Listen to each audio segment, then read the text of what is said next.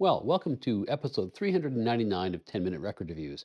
And this time I'm going to talk about this record by Carl Perkins. It came out in 1956 on a little label out of LA called Dootone Records. What I have here is from 1957. It's the third pressing or so, very likely necessitated by a threatened lawsuit regarding the name of the label. More on that later.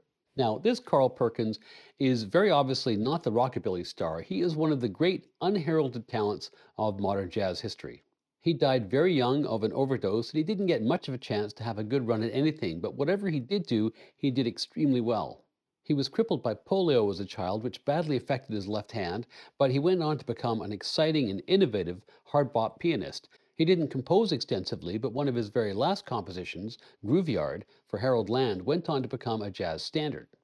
Tragically, he didn't live to see his 29th birthday, but by the time that he died, he'd recorded with some of the greatest names in jazz history. He'd also been part of two of the greatest hard bop combos of the 1950s.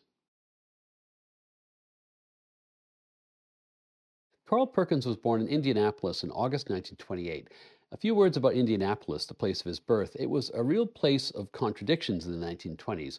On the one hand, it was an unusually difficult place to be born black, as the most powerful political influence in the 1920s in Indianapolis was the Ku Klux Klan. They controlled the school board, they controlled the city council. At one point, 40% of native born males in Indianapolis were members of the Klan. But it was also Naptown, a place with a vibrant black cultural life, a center of ragtime music, a place where visiting jazz orchestras in the 1930s would regularly stop at a whole bunch of venues along Indiana Avenue, which was the unofficial but strictly enforced dividing line between black Indianapolis and white Indianapolis. But despite all this rich culture before the war, it's actually after the war that the real flowering of jazz happens in Indianapolis. In part, that was because of the strength of the music program at Crispus Attucks High School. Crispus Attucks had been founded in 1927 by the KKK dominated school board, but as usual, Black genius had found a way around the obstacles placed in his path, and the talent that begins to emerge in the late 1930s and beyond is impressive. J.J. Johnson, Wes, Buddy, and Monk Montgomery, David Baker, Errol Grandy, Leroy Vinnegar, all these guys went to Crispus Attucks. Freddie Hubbard went to a nearby high school. Carl Perkins, a friend of Leroy Vinnegar's, also went to Attucks. Perkins had not had an easy start to life. As a young child, he contracted polio, which badly affected his left hand.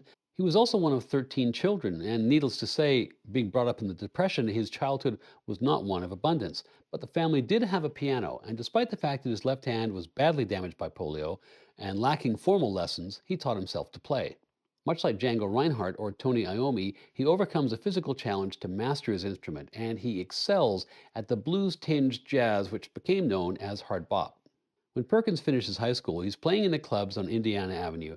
You can read that he made his way out to LA on his own, age 17 in 1945. I'm a little bit skeptical of those accounts because he also spent the years between 1947 and 1949, first with Tiny Bradshaw, and secondly with a saxophone player, Big J McNeely.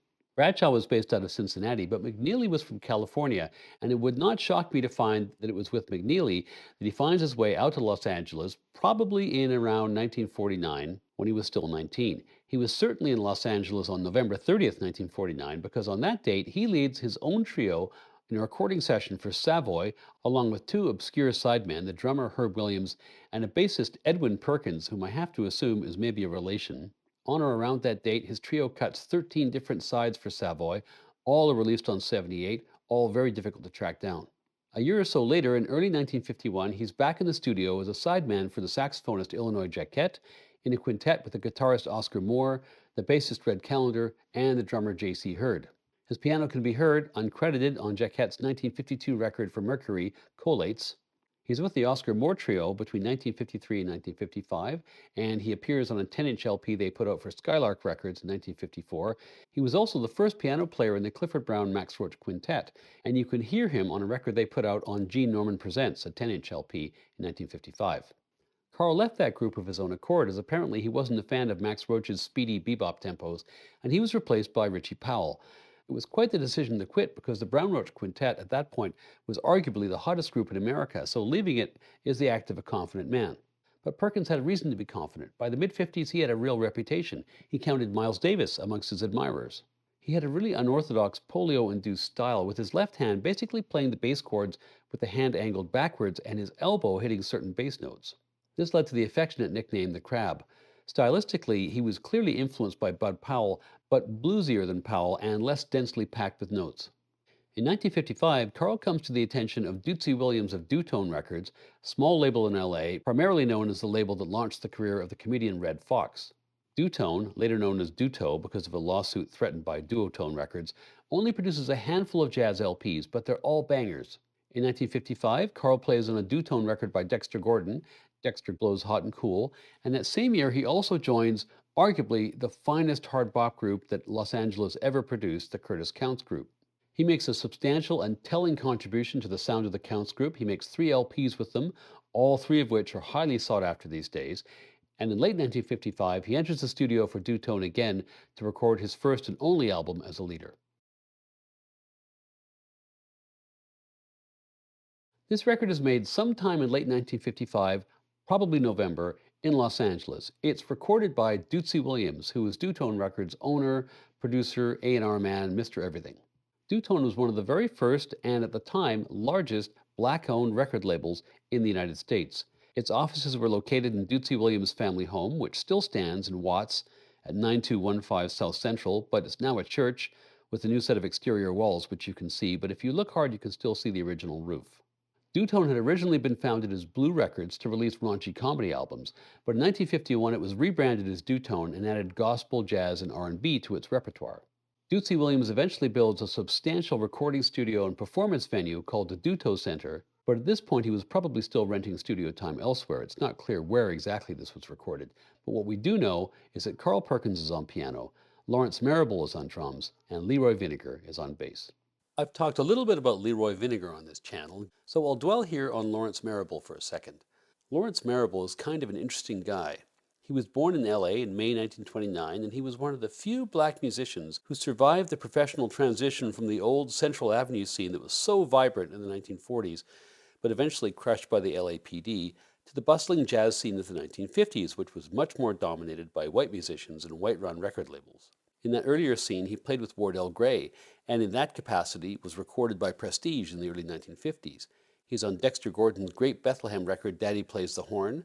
Then, in what you might call the later cool jazz era, he's on some remarkable records with Chet Baker and Art Pepper, Conte Candoli's self-titled debut for Bethlehem, which I reviewed the other day.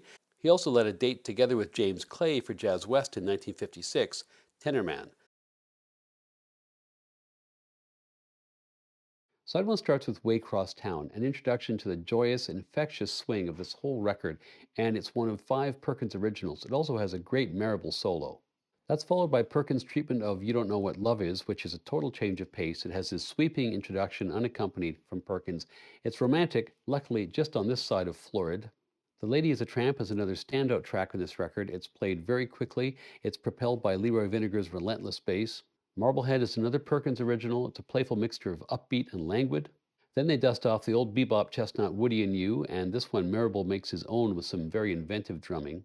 The side closes with West Side, which is the 3rd Perkins original. By this point, one's realizing he's a pretty solid composer as his tracks stand up very well to the standards on the record. The swinging attack continues unabated on side 2 with Just Friends. That's followed by It Could Happen to You, which has a ballad-style intro, but then becomes this sweetly swinging mid-tempo number. Why Do I Care is another Perkins composition, which shows off his incredibly rhythmic playing, and that's followed by a lovely ballad, Lilacs in the Rain. The record closes with the last of his compositions, Carl's Blues, which is full of his most percussive playing. I can think of few records which have given me as much pleasure as this record has since it arrived in the mail a couple of years ago.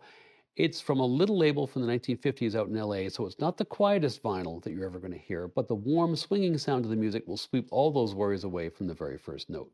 It comes from a musician at the peak of his powers who at the same time was propelling the other musicians around him, people like Chet Baker, Art Pepper, Harold Land, Dexter Gordon, to produce some of the very finest music of their whole careers. 2 years after this record's release, Carl Perkins would die of an overdose at age 28. That he didn't live to make the most of his talent is an all too common tragedy, but we can be grateful for the work that he did leave us, and I encourage you to seek the rest of his music out. For me, this record is 4.5 out of 5 stars.